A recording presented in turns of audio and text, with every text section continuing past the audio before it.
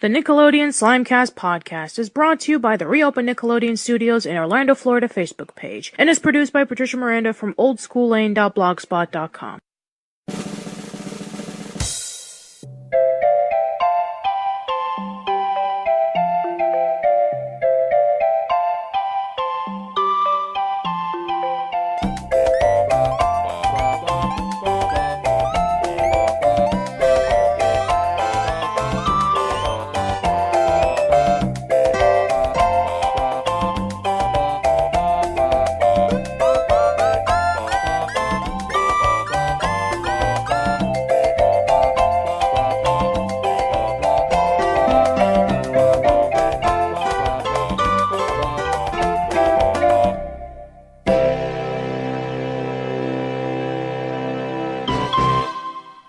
Hello everyone, welcome to our continued themed month of discussing about the three original Nicktoons.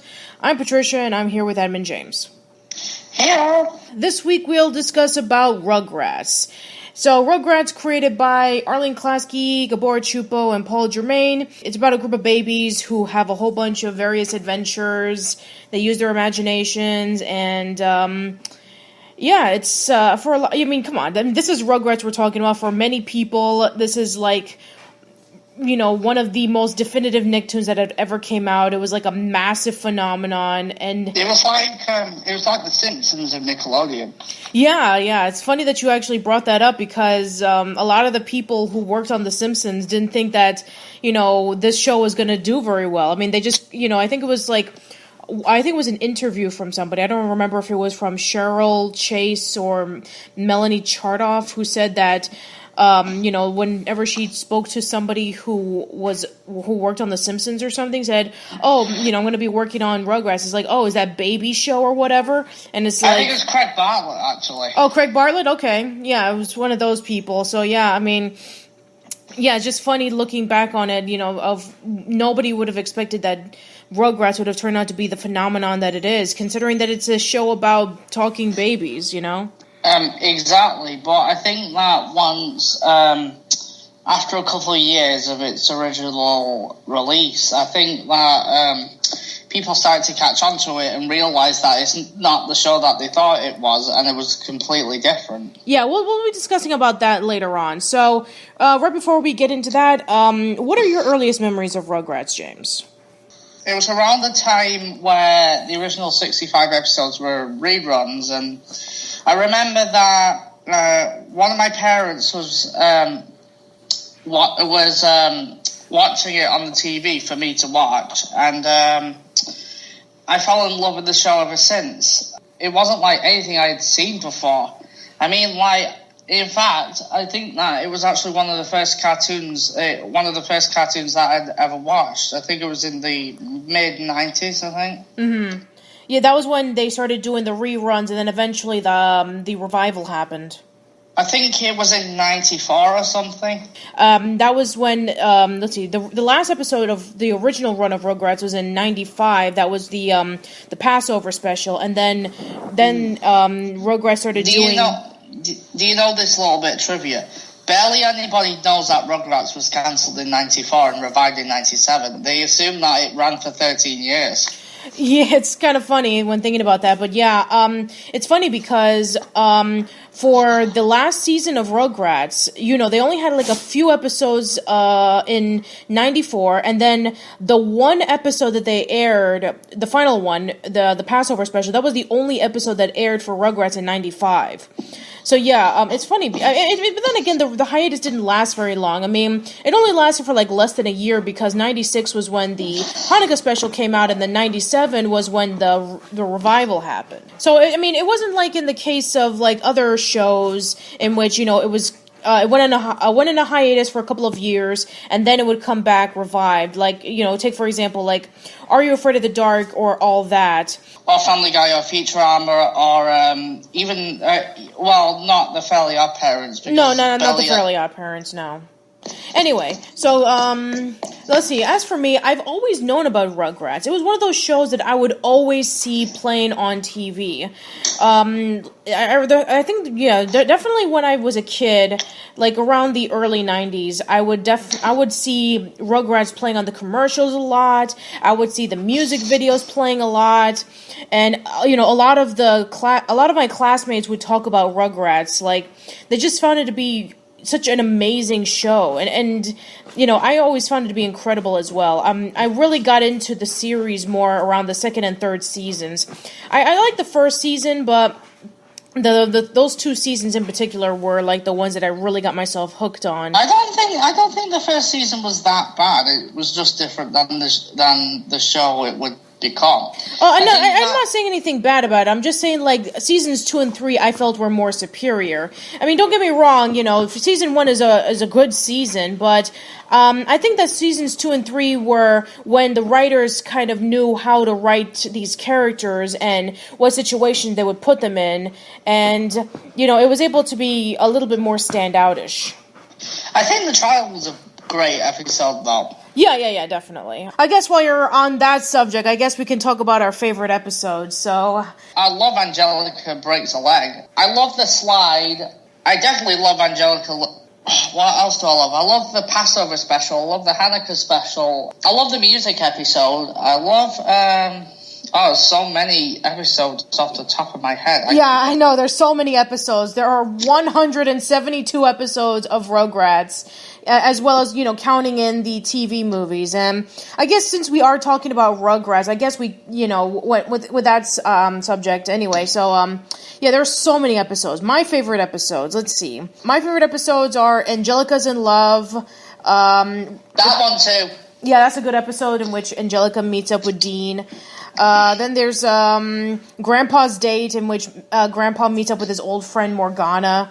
Reptar on Ice is one of my all-time favorite episodes. It is like in my top 3. At the Movies is also a really good one as well. I love that one. Yeah. Every time I go to the movies, I just imagine what it would have been like if I was a baby and I was able to get up to the mischief that the Rugrats did in the episode. Yeah, exactly. Like, having grape and orange soda all over the floor, and the swimming around in the popcorn. Kel would definitely lick that off the floor.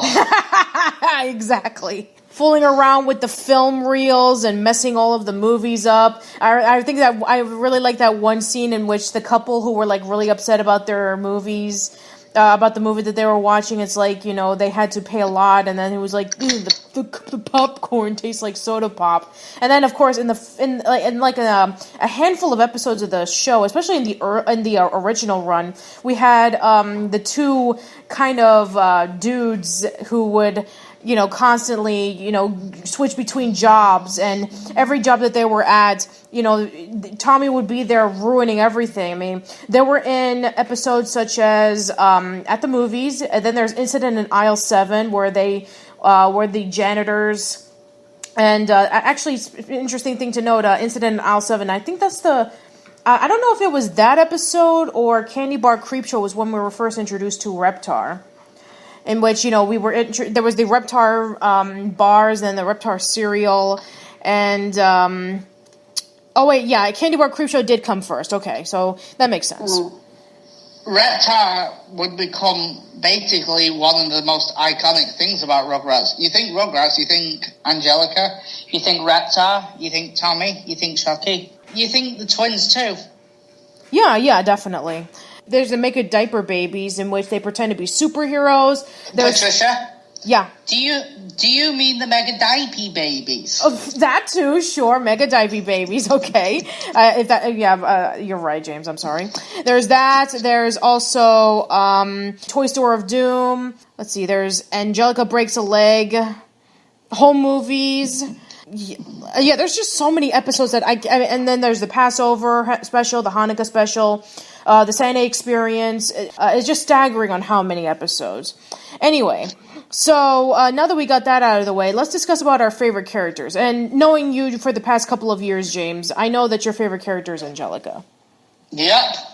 I think that she's a very relatable character, even though that she's not perfect. Well, no, I mean, like, where niceness is concerned, she does actually have a heart, and I feel that she's the most realistic, considering that there are loads of people out there that have their good points and bad points. And Angelica, I feel, is largely reflective of that. She's probably the most complex character that I've ever seen in the show, and is only the way she is because she wishes that her parents would spend more time with her. And I think a lot of kids can relate to that. I think that's probably why she was the most popular character on the show. Because, because kids felt like they could relate to her. Yeah, and, definitely. And not to mention that she's the funniest, she's the most versatile, she's clever. Yeah, it's funny because not too long ago I was speaking to Paul Germain about Angelica, and he was talking about how, when the show came out, he received like messages saying about how moms were really impressed with Angelica, saying like that, a lot of girls looked up to Angelica like a role model, and think about a lot of the female characters that came out during that time in which, girls can look up to. And it's fascinating that somebody who is as mean as Angelica, she's able to inspire a lot of girls to stand up for themselves. And I thought that was a really interesting thing that he said. And I guess, you're right in a sense in which, sure, Angelica could be mean at times, and sure, she can be bossy and be a massive bully to the babies, but at times she actually does state what she wants, and, she's able to make girls stand up for what they want. And, whether they do it in the right way or not, regardless, that's actually really interesting of how Angelica was able to do that for a lot of people. Well, to be honest, despite her bad flaws, I think that she is. I mean, she's confident and she's got high self-esteem despite her situation and pulls through despite that. So, in a way, yes, she is. Yeah, definitely. My favorite character has always been Tommy. I love how brave and determined he is. I always like the fact that even though that he's always kind to others, he can cause a lot of trouble. Like, in the one episode in which Tommy wants to be bad, and because he wants to try to get revenge on his mom for throwing away his stuffed lion doll, and Angelica teaches him how to be mean. And, at times, Tommy can make mistakes. And, there's, in the first season alone, Tommy has caused so much mayhem. Even though it was unintentional and he didn't know any better. Personally, I think there are actually traits of his cousin in him. I don't think Tommy's really too far off from, being like Angelica. Well, in the episode Waiter, there's a baby in my soup, in which a waiter was cooking up some sort of soup, and Tommy, inadvertently, probably because he wants to mimic the chef for putting in the seasonings, he put in things like chili powder and garlic and hot sauce in there. And he made the chef basically, run out of the kitchen because his mouth was hot. And also in another scene in which he saw a waiter putting whipped cream in pies, and he decided to put in a whole bunch of forks and knives and then spray whipped cream all over it. I laughed myself silly when I saw this scene for the first time.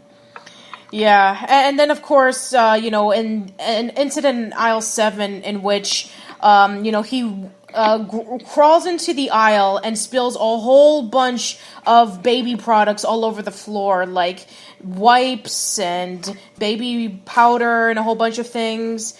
And then he knocks down the watermelons, and then it just crashes all over to like the lobster to the lobster tank, and then everything just basically falls apart. And then there's the episode in which Tommy has to get a booster shot, and he runs away with another baby, and they try to escape. I wonder why we didn't see more of Hector.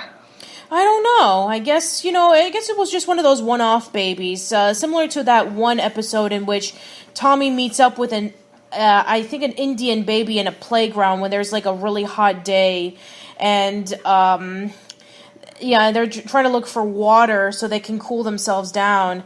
But there's one there's one good thing to Hector.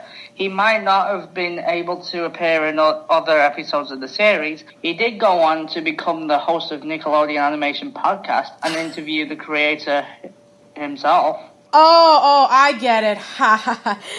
Who knows? Could be. I mean, it's funny because he's a little bit more of an interesting character as opposed to, like, Arnold, in which, Tommy does make mistakes and he does cause a lot of mayhem. And I think that, similar to Arnold, in which, later on in the series, he's a little bit more toned down, especially since, they had to make him, like, the big brother of the show because Dill came along. I think that Tommy, especially in later seasons, is actually has a very similar personality to SpongeBob in the first 3 seasons of SpongeBob SquarePants. Oh, really? How so? They're both very positive. They're the everyman. They do have their moments where they snap. They're very sensitive and see the good side of things. I can see where you're coming from, yeah. Other characters that I really like... it's funny because when I was a kid, I mean, growing up now as an adult, I really like the adults just as much as I like the babies. It's kind of funny because this was one of the things that got a lot of praise for Rugrats when it first came out, is that it was able to appeal to the kids and to the adults, in which the kids can watch the perspectiveness of the babies and the adults can watch the perspectiveness of the grown-ups. And, it was kind of, it crossed over between two barriers, which is why I think that the show became successful to begin with. Yeah, because when you think of before the 3 original Nicktoons came out, and, not counting The Simpsons, because The Simpsons was supposed to be like a primetime animated sitcom similar to what the Flintstones was. I mean, it wasn't originally supposed to be a kid's show.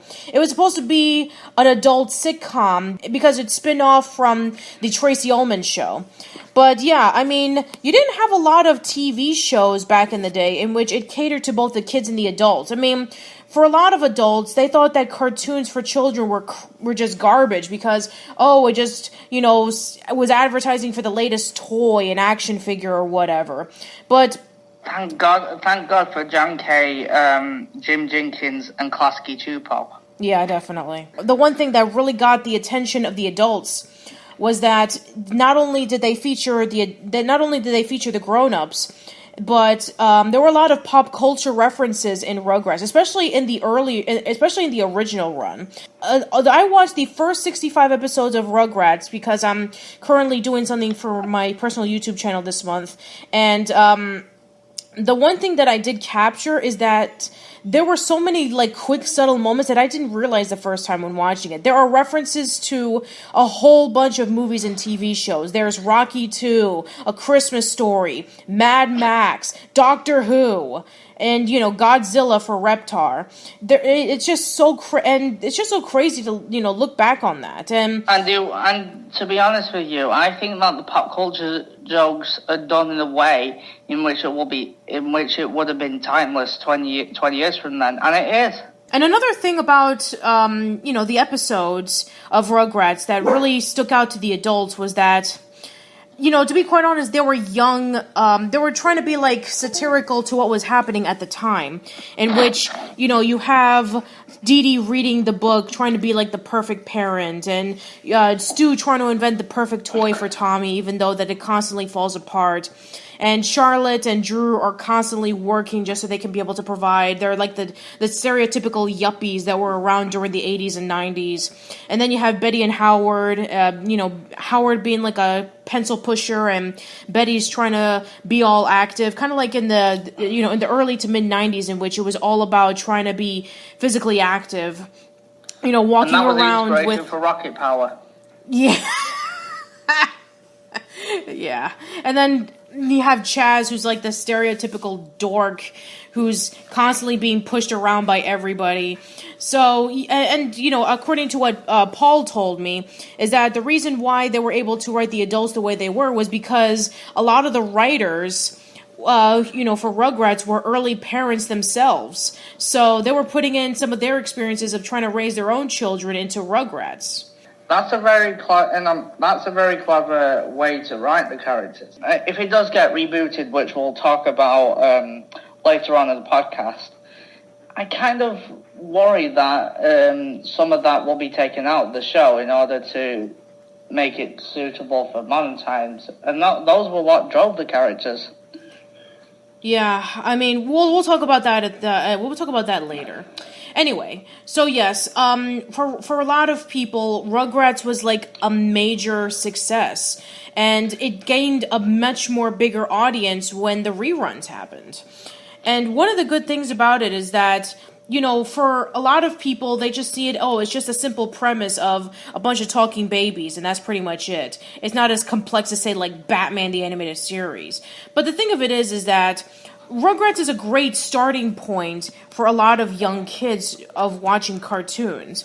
And it's an amazement of how Rugrats became such a phenomenon because, usually test studies showcase that kids love to watch shows about teenagers and anything that involves with like action or anything that involves with the supernatural, which is why like today's cartoons, for example, there's a lot of supernaturalness and there's a lot of jokes and there's a lot of comedy and there's a lot of mysticism on it. Like, shows like Gravity Falls and shows like Steven Universe has a lot of mystery to it. It has a lot of sad moments. It has a lot of supernatural moments. Alex Hirsch, I think, is actually a Rugrats fan. He makes numerous references to it on his Twitter. Oh, really? Cool. I don't follow him on Twitter, so I didn't know that. That's cool. And, and also, shows that have a lot of jokes like, Adventure Time or Gumball or, or Regular Show, in which it also has a lot of jokes that, fly over kids' heads. And, much like cartoons of the 90s. Yeah, pretty much, exactly. So one of the good things about Rugrats is that it is very simple by today's standards, and maybe there's not really much complexity compared to today's cartoons, but I think because of that basic premise, a lot of people can get themselves really eased into it. And that's why, at the time, it was such a massive phenomenon. I mean, it became, the show that Nickelodeon would constantly advertise for, comparative to Doug and Ren and Stimpy, which we'll talk about next week. Anyway, so then of course, you have the holiday specials. The holiday specials were what made Rugrats stood out in the earlier seasons, especially the Passover special, because the Passover special, it was one of the very first times in which, it introduces a holiday that most people didn't really know of. I mean, for people who were not Jewish, they didn't know anything about Passover.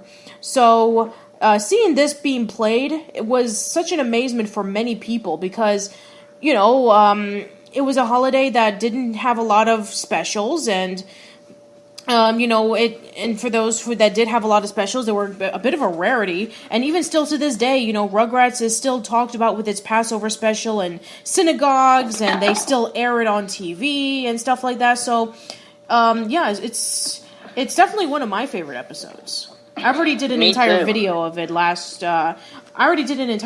a few years ago. I think it was one of the first episodes I actually saw, and it did contribute as to why I fell in love with the series. Well, to start with, I thought it was really clever, it was witty, and I loved Angelica as a pharaoh. She made a really good pharaoh. Mm-hmm. Yeah, and then of course, there's the fact that Grandpa Boris is trying to appease to the traditions of Passover, and him and Minka have that argument, and he goes up to the basement and he tells the story to the kids, and the story of Passover told by the Rugrats was very entertaining. You have a lot of gags like the pyramid upside down, and the fact that Phil and Lil wiped the blood away from the door, and that Chucky inadvertently created the matzah bread, and Angelica imagines herself as the pharaoh, and then the plagues happened, and a whole bunch of other things. So yeah, it's a shame that this was the last episode in the original run, right before the Paul Germain and the rest of the writers went off to do different things. Paul and Joe created Recess. A lot of the people who wrote for Rugrats went over to Recess as well. Some of them went to Hey Arnold, and so on and so forth. And I guess we can talk about the revival era. And, a lot of people think that I hate the revival era, that, I don't think of it as, like, one of the best. Let me just clarify for you guys. Okay, I don't hate the revival era. In fact, there are some episodes that I like from the revival era. Like, I do like the Hanukkah special. I do like Mother's Day. I do like, I do like a handful of the episodes. But the reason why I stated a few years ago that I didn't really care about the revival era of Rugrats was because even as a kid, I knew that the show was completely different from the original run. And I'm not talking about, like, the animation. I was talking about the way that the show is presented, like, Tommy and the rest of the babies speaking more dumber. Angelica wasn't as, like, mean compared to compared to the earlier seasons. And some of the episodes just weren't as imaginative. I mean, there were some episodes that were really great. Like, I do like the Hanukkah special. I do like Mother's Day. And you were mentioning earlier, James, I do like the episode Angelica Orders Out. And, heck, And heck, I even like some of the episodes involving with Kimmy and Kira. But I just noticed that there was something different about the revival era of Rugrats. And then when learning more about it through Paul and Joe and a lot of the other writers, it was because, Paul left and, a lot of the writers left, and Arlene decided that she was going to create the show that she wanted. Arlene Klasky had almost little to nothing to do with Rugrats in the original run. She hated Angelica. She didn't want Angelica to be around because she felt that she was too mean. And then we had that interview when the Rugrats movie first came out, and then she stated that she liked Angelica. But I mean, I just felt that there were just some things about it that I felt that were a little bit different, and I don't think it was that different compared to a lot of shows that not only get revived, but have different writers and stuff. It still retained its identity, but there were some things that changed, notably Angelica getting a little nicer and less mean. I mean, like, she still had her moments, but and the babies did mispronounce my words, but at first, before I knew any of the history of the show, I just thought that was basically a continuity error because writers don't really fully decide on a character's persona until much later on. Even Angelica started mispronouncing a lot of things. Like, in the early seasons, she would always pronounce the adults by their last names. It's like, hi, Mr. Finster, or hi, Mr. and Mrs. DeVille. But instead, but then in the revival era, she was all like, hi, Mr. Chucky's dad, or hi, Phil and Lil's mom. And I was like, there are some people that don't really notice the differences much, though. Fair enough. And you know what? I mean, if you don't notice it, then that's perfectly fine. I do, again, like I said, I do like some episodes of the later seasons, but I did notice that there was a lot of changes, and this was around the time in which I noticed that there was a lot more merchandise of Rugrats. Like, I remember when the PlayStation first came out, I was one of those people who actually played Rugrats The Search for Reptar, and they referenced a lot of episodes from the original run. And then there was also the toys that came out of it. There was the VHS tapes that came out of it. There was just so many things about it. And don't get me wrong. I mean, there were VHS tapes of the original Nicktoons already, especially Rugrats. There were so many VHS tapes on Rugrats. But yeah, there was just so many of them. I mean, it didn't get as much as... I mean, Ren and Stimpy did get a few of them as well.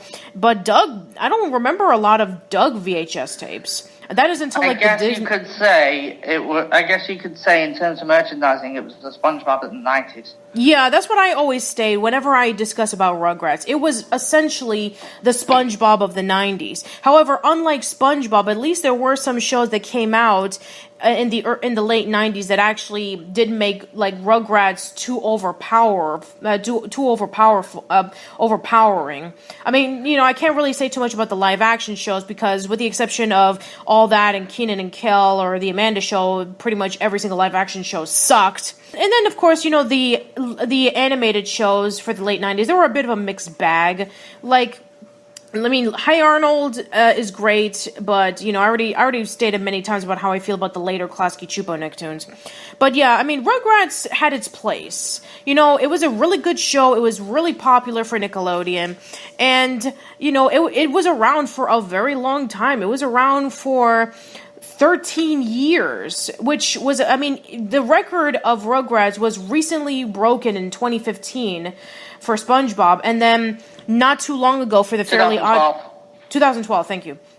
For 2012, SpongeBob broke its record for the most episodes, and then later on, the Fairly Odd Parents would do the same. So now Rugrats is no longer the longest-running Nicktoon, which is shocking. I think that maybe Rugrats may be able to catch up.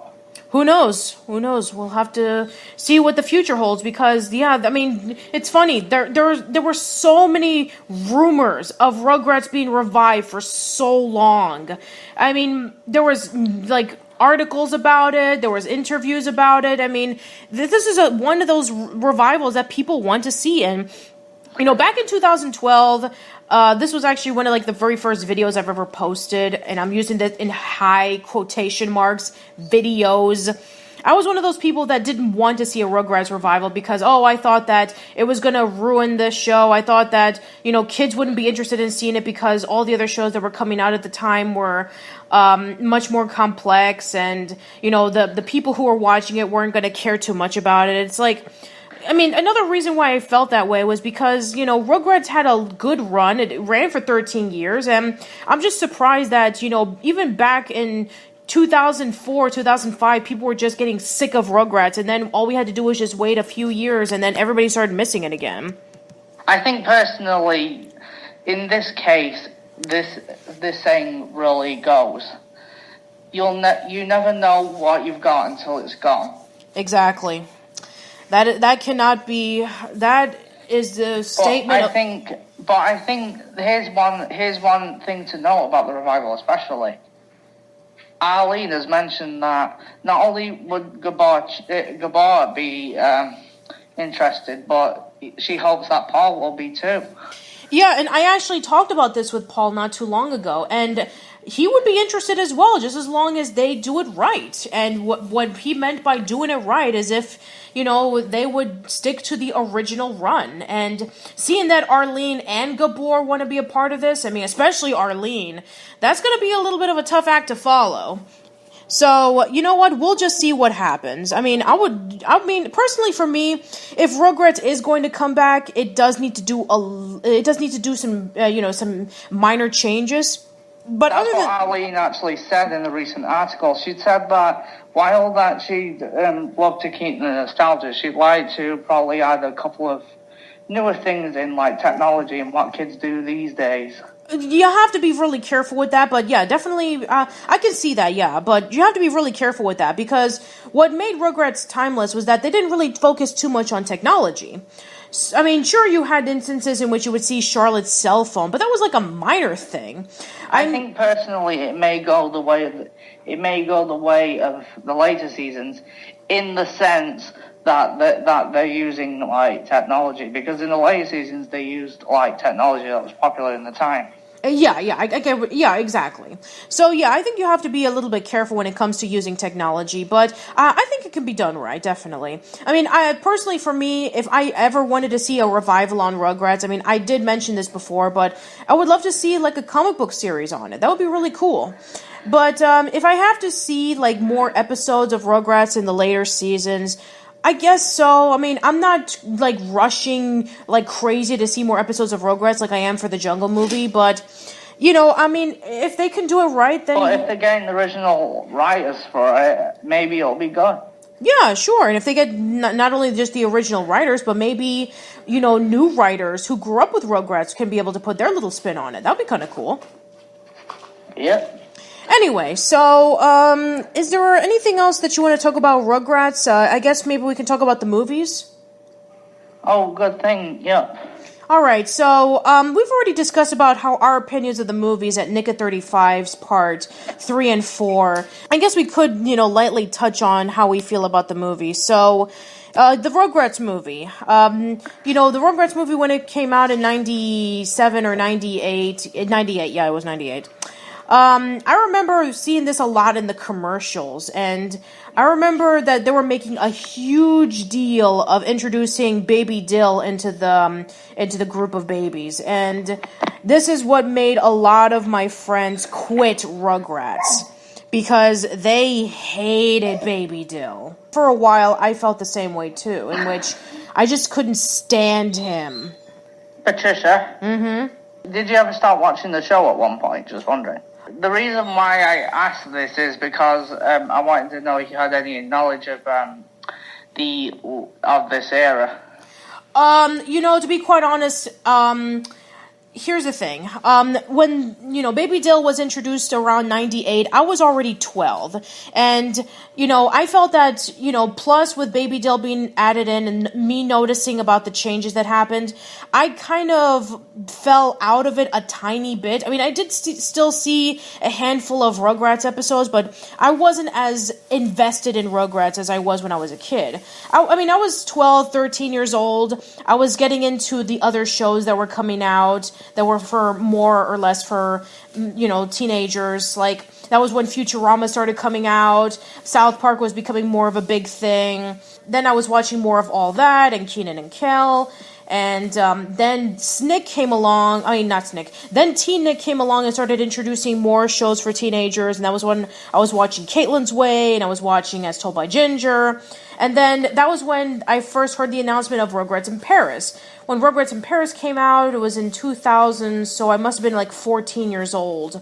And I remember hearing the commercials about like Chucky wanting to get a mom, and the movie was going to take place in Paris and all that stuff, and that Chucky's going to get a new mom and all that stuff. It's like, who's it going to be? I'm not even joking. I remember one commercial in which they blocked out Kira's face, and just so they can so that kids can be able to they can be able to find out who Chucky's mom is by watching it in the theaters. And then there was another instance in which I remember that Nickelodeon was throwing a contest for one of the kids to actually voice in the Rugrats in Paris, and it was in that one scene in which the Reptar robot crashes into the preschool where Kimmy's at. No, not the preschool, the day camp. No, the daycare. And it's the baby that said, "Hey, look, it's Reptar." No, I mean, it's really Reptar. And that's actually the kid who won the contest. And then afterwards, I think I heard about this movie more from my younger cousins, because I think one of them went to see it in the theaters, and they said that they really liked it. And I didn't get to see this movie until like a few years later. And then there's Rugrats Go Wild. I never saw that movie in theaters. I heard some mixed reviews on it, but that was at the point in which I was not invested with Rugrats as much anymore. I mean, I was already getting into Invader Zim, and then later on Avatar. So, that's pretty much my... And then All Grown Up. I did see like a handful of episodes of All Grown Up. And then I first saw All Growed Up, which was the 10th anniversary, and I saw that. I mean, I was one of the people who saw that, and I remember that thing being like a huge deal for, a lot of kids, because, it's like, what are the Rugrats going to look like when they're grown up and stuff like that? Sorry. I thought that Rugrats in Paris was personally the best one out of the trilogy. Yeah, I think so, too. Not only did it have the most emotional moments, but it really delved into Chucky's character a lot, and, honestly, it made me cry in parts. And considering that Chucky was my least favorite character in the original run, and then he came along and had this wonderful build-up with the mom, being dead, and then the Mother's Day episode, and, episodes in which Chaz would try to find a date, and then it would lead up to Rugrats in Paris. It was actually one of the very few times in the series in which it actually stuck with continuity, which is actually really nice, to be quite honest, because, you know, a lot of shows back in the day, they didn't really care too much about continuity because it was all about, like, you know, it was all about reruns. It was all about kids, you know, having to, it was all about, like, you know, the next episode's going to be coming out and it had nothing to do with the next one, the last one or whatever. But anyway, yeah, I think that's, despite its flaws, Rugrats in Paris is definitely the best movie out of the trilogy. And I think that the movie still holds up, even though that there are some parts of it that are dated, like the soundtrack of the movie. I mean, the soundtrack of the movie is pretty much, to me, the only thing really dated about it. Oh, and the technology they use too. But otherwise, you can watch it in 2016, it still feels relatively new. Yeah, definitely. And then, you know, and Rugrats Go Wild, I mean, we've already stated this so many times, but man, oh man, was it that movie a massive letdown. I thought it was okay. I just didn't think it was good as the first two, especially the second one. It did have its moments. I think the best part about the movie was Angelica and Debbie, because they seemed to have the best dynamic, and the movie seemed well, I mean, to be quite honest, they had the only dynamic. I mean, what did you have in that movie? I mean, you had Eliza and Darwin talking to Spike, and Spike was hands down the worst thing about the movie. And then you had, you know, the rest of the babies and Nigel Thornberry. I think personally, nowadays the movie would actually get praised largely because of Nigel. Yeah, exactly. Pretty much so. I mean, even though that Nigel is pretty much, you know, he's pretty much acting like a complete baby in the movie because he got his head hit with the coconut and then, you know, he fell down and stuff like that. It's like, you know, they're basically just rehashing the Regarding Stewie episode in which Stu fell down from the roof and he landed on his head and he starts acting like a baby. But the thing is that in that episode, Stu was actually talking to Tommy and Chucky. Nigel doesn't talk to Tommy, Chucky, Phil, Lil, or Susie in any sorts of the imagination. I mean, he just acts like a complete dense. And, I mean, if they were trying to rehash that episode, they certainly forgot that little detail. I'm not saying that Rugrats Go Wild was bad or anything, but I think that, personally, it stemmed from the fact that it wasn't supposed to be a movie. It was supposed to be a made-for-TV special. Yeah, speaking of made-for-TV specials, can you believe it that it's been over 15 years since All Growed Up came out? I know, right? That's like, wow, I remember when that was new. Exactly. I mean, I remember when I first saw that in the commercials and how everybody was so excited about seeing what Tommy and Chucky are going to look like 10 years from now. I don't think we're going to be getting anything like that of seeing Tommy and Chucky 25 years from now, but, I mean, you know, it was so crazy, you know, thinking about that. I mean, I own Rugrats Decade in Diapers on DVD, and that was when the kids at Nick.com actually voted for, like, the 10 best episodes of the series. You chose your 10 favorite Rugrats episodes, and we put them all together in Nickelodeon's Decade in Diapers. And now, your favorite bossiest episode. Who could that be about but the supreme brat herself? Here's Angelica Orders Out. Should that episode have belonged on the list for Angelica being the bossiest? No. Which episode? Which episode do you? That episode, but personally, I don't think that she was bossy in that episode. I think personally, the episode where she was the bossiest should have probably gone to the trial. Either that, or I think the episode where, let's see, yeah, either the trial, or maybe Pickles versus Pickles, in which she felt like, you know, she was, or when her parents forced her to eat broccoli, and she decides that she's going to sue her own parents. Yeah. Were there any episodes from the first 65 episodes on this list? Yes, they are. In fact, we'll get to that in a minute. So, okay, here's the other one. Next up, your favorite brave, bold baby episode. The first cut. Tommy Pickles faces injury the same way he faces everything, with guts and smarts. So, do you think that episode deserves for the best bold baby episode? No, because Tommy wasn't really brave in that episode. No, he wasn't. I mean, The Shot was actually much more of an episode in which he had to be brave because he was getting a shot with a needle. Yeah, I think that could have gone on the list. Yeah, that and Barbecue Story would have been a good one. Oh yeah, Barbecue Story. That would have been a good one, considering that they had to go right next door where there was a giant dog where they had to retrieve their ball back after Angelica threw it over the fence. And let's see. Yeah, there's plenty of other episodes that probably could have gone on the list. Okay, next one. Next up, your favorite Reptar-rageous episode, Reptar on Ice. Check out Reptar in his very own ice show. What do you think? Best Reptar episode? I think it's actually a better choice than the other two.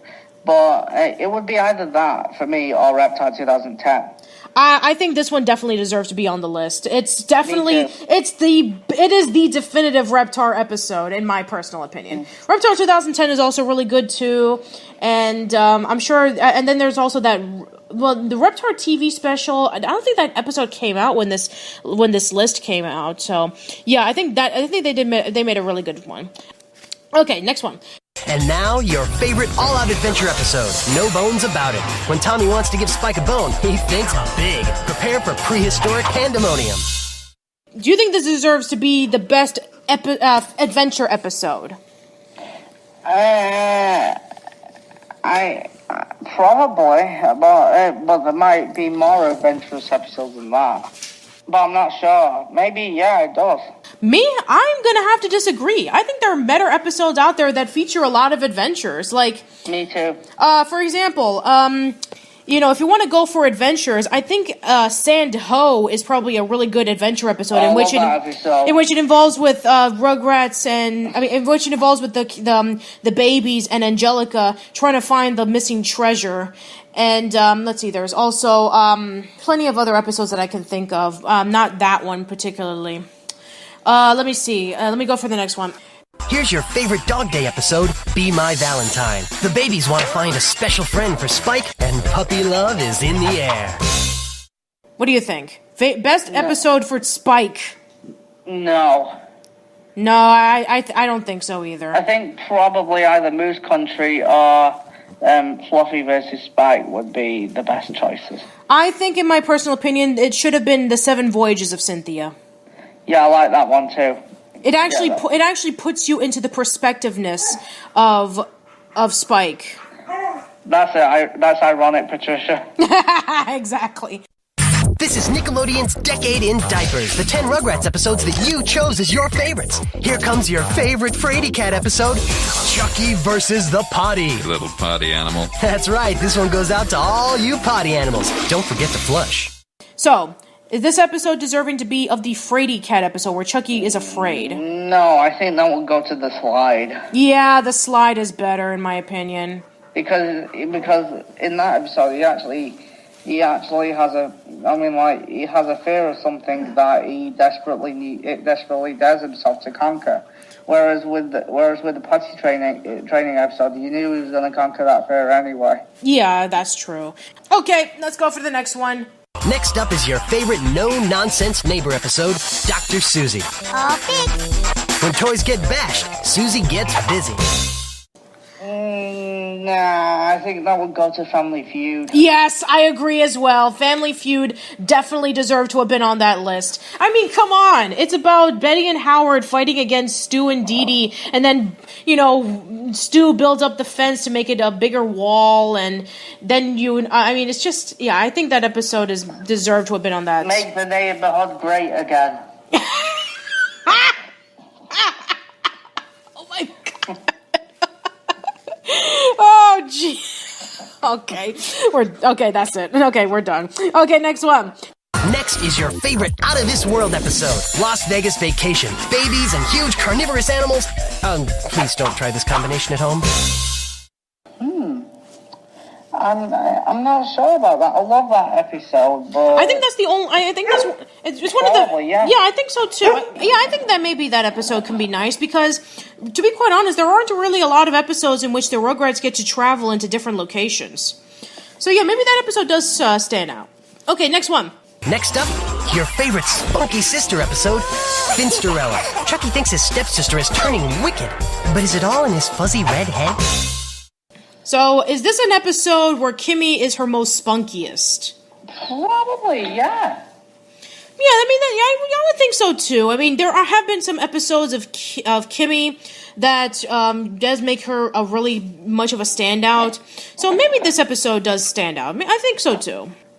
Here's your favorite amazing imagination episode, Bigger Than Life. It must be a magic wand. Boy, for a 2-year-old, that Kimmy can sure tell a tale. I think the box would have probably been more suitable for that category. Yeah, I mean, when you think of imagination, there are so many things. Like, the box is a great example, James. Imagination.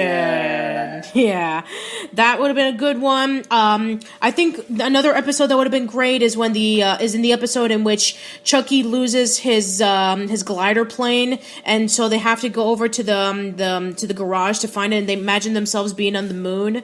Another one that I think would have been really nice is maybe Mega Diaper Babies would have been really nice as well, in which that was when they imagined themselves as superheroes. Home Movies would have been nice. It's a really great imagination episode where they imagine that they're kind of drawing their own movies. Yeah, I think that those episodes would have been really nice because a lot of the episodes in the earlier run does showcase a lot of the imaginations of the babies. All right, well, that's it for that list. That was the list that was on the Rugrats Decade in Diapers, in which the kids voted on Nick.com as to which episode they felt were the best. There were some hits and misses, but I think for the most part, it's done pretty well. What do you think? I actually agree with you.